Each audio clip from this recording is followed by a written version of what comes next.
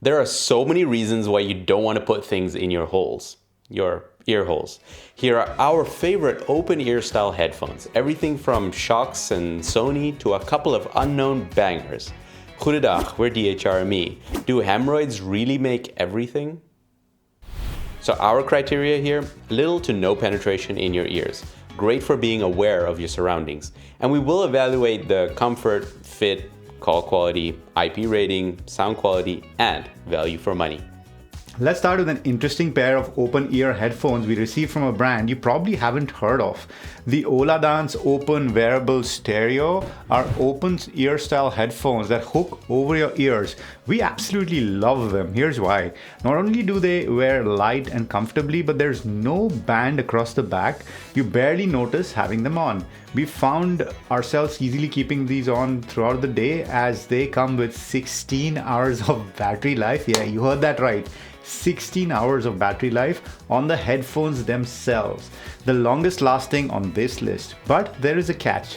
The case is slightly long and it doesn't quite double as a charging case, so you'll need to plug in a Type-C charger if you want to charge the headphones. Oladance does sell a separate charging case which is a bit more compact, but it's a shame that they don't give you the choice between the two cases while buying them. You know, e-waste and all. They've got touch controls on both sides with all your basics as well as swiping up and down for volume. And they work well. What worked more than well is the sound quality. Man, this is surprising. These are open ear, but those 16.5mm dynamic drivers deliver and make them sound spectacular. Very sparkly highs and the mids are very clear. These have a wide soundstage and very pinpoint imaging, at least out of all the open ear solutions so far, probably because of their tuning.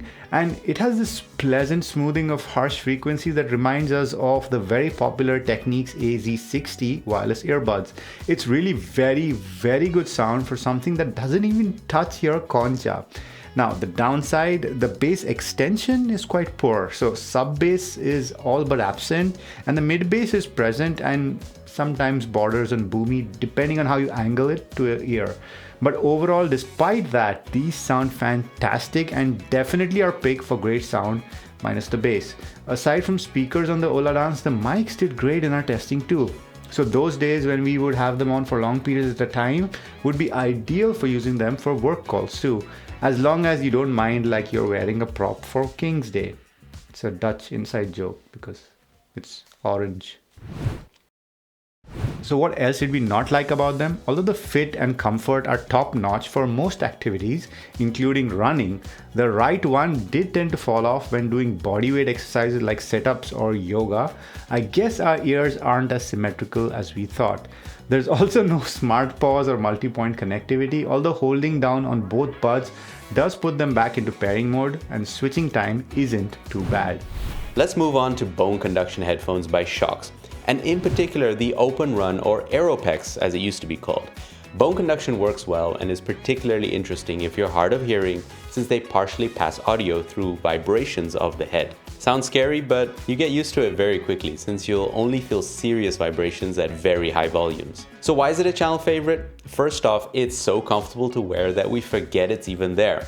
Until of course you lean back with your head onto something due to the headband. It doesn't bother us, but if you want to lie down with open ear headphones or want to use them with a full helmet, then this wouldn't be our pick. Fortunately, the OpenRun is available in two sizes to maximize comfort and ensure a secure fit. OpenRun Mini has a shorter band size. The OpenRun is equipped with decent microphones and the ability to stay connected to two devices simultaneously. So as Fuckmannen, we naturally gravitated towards it as an ideal work from home option. It has not only your normal play, pause and track controls, but also volume controls. Oh, and because it's got 8 hours of battery life, it's perfect for a typical workday. At least for European standards. But we hear you thinking all the marketing is for workouts, so get off your metaphorical asses and tell us how it does for exercising. Fine, yes, it's really good. It sits in place, it's comfortable and IP67 rated. The physical buttons are tactile and make it easy to control your audio while you're burning those calories. No fumbly touch controls that may or may not work in those sweaty conditions. There is a fair bit of sound leakage at higher volume, so unless you're surrounded by people, this shouldn't be an issue. Speaking of higher volumes, we did notice that voices on podcasts were harder to listen to, and we would increase the volume to be able to hear it. And of course, like any option on this list, you don't buy open-ear headphones for sound quality, and the same applies to these. These sound like the top end and the bottom end has been removed, and all you hear are the mid frequencies, which is fine for casual music listening and podcasts, but just don't expect it to match the best on this list. That's coming up at the end. All in all, for around $100, these are a solid recommend from us.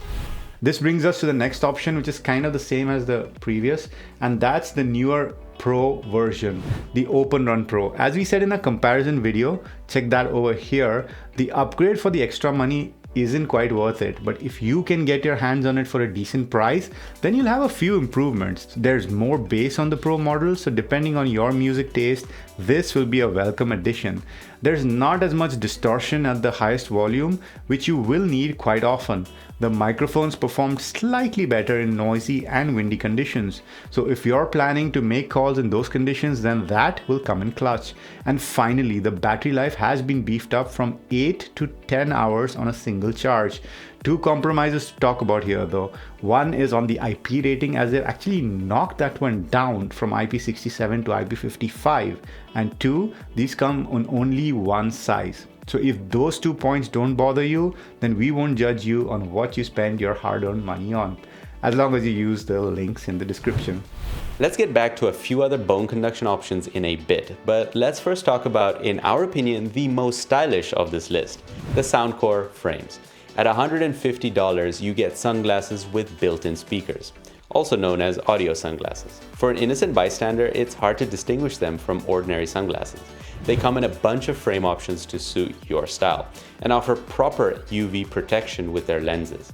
And if you're not one to be out in the sun but sit at a computer screen more, then there are also transparent lenses available which filter out blue light. And if that's not enough, then the lenses are changeable for prescription lenses too. SoundCore can't be your optometrist, so you'll need to get it done elsewhere. We found ourselves grabbing these on a walk or bike ride in the summer, since it's a 2-in-1 and no need to worry about earbuds and sunglasses. First world problems. The touch-sensitive stems on either side provide plenty of controls, including volume, and work pretty well. And as we've come to expect from SoundCore, you also get their app, which is action-packed with plenty of configurations. And if you happen to take calls, then they're very usable too in quiet and noisy conditions. And since it's IPX4 rated, wearing them out for a run or in the rain or both is perfectly doable.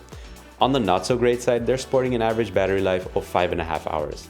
That wasn't too bad in our usage, although the need to keep the proprietary cable around did feel a bit limiting.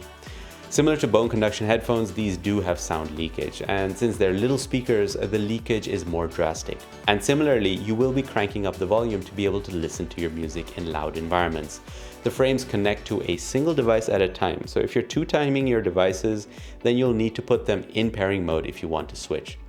Apart from that, the SoundCore frames are supposed to turn on automatically when you open them up and shut down after you fold them up. In our testing, this was really hit or miss. Luckily, there are a few manual touch gestures you can use as a workaround. Let's step back into bone conduction headphones since we like them so much. These are the cheapest bone conduction headphones on the list at $99. This is a smaller brand, the Ikko GT01. We've compared it to the Shokz OpenRun Pro here. It's an entry-level pair, but design-wise look quite the opposite. The materials look and feel quite premium with an anodized aluminum body, which is cold to the touch in a space gray color, very reminiscent of MacBooks. It also comes with a nifty little charging dock that doubles as a power bank. We find that quite practical since many of the headphones on this list come with proprietary charging cables. The Ikko lasts around 6.5 hours on a single charge, and you get 1.5 charges out of the charging dock power bank. It's perfectly usable for your sporty needs at IPX6. It's not as high as Shokz, of course, but plenty for most. And there were definitely quite a few things we weren't too happy about with. For example, it lacks bass and volume, which meant we ended up turning up the volume quite close to its maximum. The on-device buttons don't do volume controls, it doesn't support dual device connections, and the microphones were poor. So we wouldn't recommend them as a work-from-home pick. Other than that, the Ikko has a premium design and a practically designed charging station. Another pair of bone conduction headphones we were hoping would be great for working from home with are the Naenka Runner Diver. It comes with 10 hours of battery life, volume controls on device, and multi-point pairing. Unfortunately, the microphones just aren't up to par and sounded like the person was talking with a towel over their head. So they're okay for quick calls when you don't have a choice, but a hard no for anything else.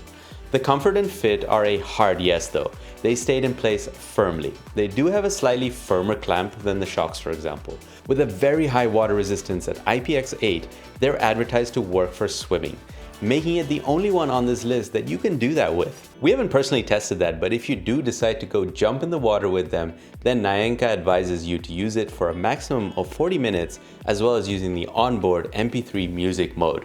What is that, you ask? It comes with 16 gigabytes of onboard flash storage, and you can load your own music for offline listening using the charging cable it comes with to connect to your computer. The sound is okay, definitely not as bassy as the Shokz, but you feel less of the vibrations. All in all, unless you need that offline music or ability to swim with them, then you might be better off with the Shokz OpenRun, especially considering the price and poor microphone quality. But since the Naenka are the only ones you can swim with and have offline music on this list, they may make a compelling offering to a select few of you. From away from your ear to just about close to your ear, let's start with the Sony LinkBuds, the tiniest overall package on this list. Tiny buds usually mean tiny batteries, and in this case, you'd be right, just 5.5 hours on the buds and a couple of charges from the case. Luckily, no funny adapters, you can use your standard USB Type-C charging cable. The LinkBuds turned a lot of heads for its donut-shaped earbuds, but that donut is what makes your ears open to ambient sounds. They come with little wingtips to grip onto your concha, and they work quite well in our testing, making them comfortable and secure fitting. That combined with its IPX4 rating can be a good pick for some less vigorous workouts. The LinkBuds have a few nifty bar tricks up its sleeve, like a wide tap area, meaning you don't necessarily need to tap the buds themselves to operate them, but you can tap around your ear too. It works, but it's not something we found ourselves naturally using on a day-to-day basis. And although they're great to be aware of your surroundings, you will turn up the volume the moment it gets noisy around you. And because of that, Sony has an adaptive volume control feature to do that automatically for you. Unfortunately, we didn't find it too reliable, so ended up turning that off, but your mileage may vary. There's unfortunately no multi-point connectivity on them, but why we like Sony is that they allow you to pull the Bluetooth connection from a previously paired device without having to put them into pairing mode. Volume is unfortunately still not very high, and we found ourselves comfortably using these at max volume even indoors. When it comes to sound, this is the form factor that's finally going to start making the right sounds despite the deep insertions that you need to achieve the best effects. There is some sort of bass, but more importantly, the mid and the high frequencies are okay, even if they don't quite sparkle like the Oladance does. They're a cute and a comfy pair of buds to wear when you're out and about, but there's nothing cute about that price tag though. So do keep an eye out for discounts, which Sony does tend to do from time to time. We'll have links in the description. Buds? Now, let's move from donuts to beans. The Galaxy Buds Live are the cheapest on this list, ranging anywhere from free to $100.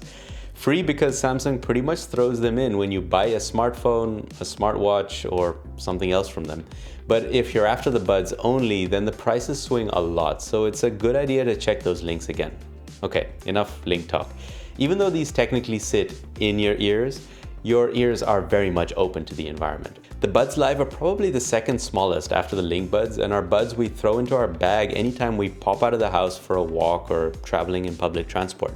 Don't let the size fool you though, 7.5 hours on the buds and a couple of charges from the case. Even though there are little rubber feet included which come in different sizes to adjust the fit, we wouldn't recommend them for workouts. The fit is fine and doesn't fall out for ordinary tasks, but if you're jumping around like you're serious about burning calories, then we're not too confident about them staying in your ears. The IPX2 rating is also the weakest on this list, so breaking a light sweat in general is fine, but we wouldn't encourage anything more ambitious. The touch controls are quite sensitive, especially when you try to adjust the fit. Apart from that, the responsiveness is decent and the controls even include volume. Always a positive in our books. And we even like taking phone calls on them with their functional microphones.